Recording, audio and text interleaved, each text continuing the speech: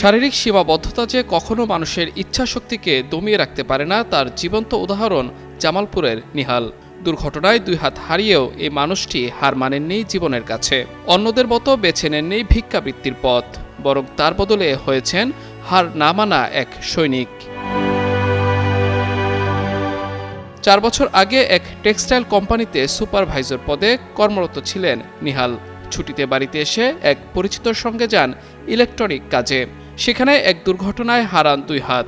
তবে ভাগ্যকে দোষ না দিয়ে বর্তমানে জামালপুর জেলার মাদারগঞ্জ উপজেলার জোরখালি বাজারে চায়ের দোকান চালান নিহাল। হাত ছিল, অ্যাক্সিডেন্টের পরে আর পরীক্ষা দিইনি। যখন পড়ালেখা করতাম তখন ইলেকট্রিক কাজ করতাম, যার সাথে আগে চাকরি করতাম। ঈদের ছুটিতে বাড়িতে আইছি, এবং যে আমার একটা কাজ আছে, ওই কাজের জন্য গেছিলাম, পরে অ্যাক্সিডেন্ট হয়।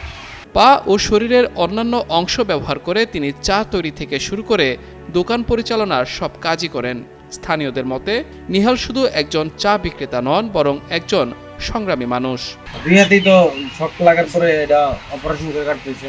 অনেক চেষ্টা করা হয়েছে, ট্রিটমেন্ট করা হয়েছে, আচ্ছা, কিন্তু কাজ হবে। অ্যাক্সিডেন্টের আগেই চাকরি করতাম। আচ্ছা আচ্ছা। অ্যাক্সিডেন্টের পরে ব্যবসা করি। ছুটিতে আসছিলাম, ছুটিতে কাজে যাওয়ার পরে এরকম কাজ হয়। মালামাল বিক্রি করা, চা বিক্রি করা, এগুলো আমি করি। প্রতিদিন সকাল থেকে রাত পর্যন্ত তার দোকানে ভিড় জমে চায়ের কাপে আড্ডা দিতে আসা মানুষের। অনেকেই শুধু চা খেতে নয়, বরং আসেন তার সাহস ও দৃঢ় মনোবলকে একবার কাছ থেকে দেখার জন্য। 2 হাত না থাকলেও জীবনের কঠিন বাস্তবতার সঙ্গে লড়াই করে নিহাল হয়ে উঠেছেন এক অনুপ্রেরণার নাম।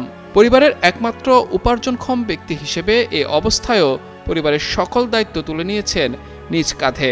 এলাকাবাসীর দাবি, জেলা প্রশাসনের পক্ষ থেকে সহায়তা পেলে হয়তো আরও অনেক দূর এগিয়ে যাবে সংগ্রামী এ মানুষটি। মাহমুদুর রহমান, যুগান্তর নিউজ।